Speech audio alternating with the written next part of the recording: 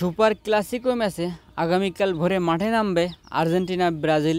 চিরপ্রতিদ্বন্দ্বিতার লড়াইয়ে আগামীকাল ভোরে মাঠে নামবে এই দুই দল। আর্জেন্টিনা কেমন একাদশ নিয়ে মাঠে নামবে বা ব্রাজিলকে হারাতে কেমন শক্তিশালী একাদশ সাজিয়েছে স্কালোনি, তা নিয়ে আজকের ভিডিওতে আলোচনা করব। তো শুরু করা যাক। আর্জেন্টাইন কোচ স্কালোনি একটা পরিবর্তন নিয়ে মাঠে নামবে ব্রাজিলের বিপক্ষে, অর্থাৎ উরুগুয়ের বিপক্ষে যারা ছিল তারাই থাকবে। শুধুমাত্র একটি পরিবর্তন আসবে, সেটা হচ্ছে রদ্রিগো দি পল। পারদেশের জায়গায় রদ্রিগো দি পল জায়গা করে নেবে এবং তিনি শুরু থেকে খেলবে।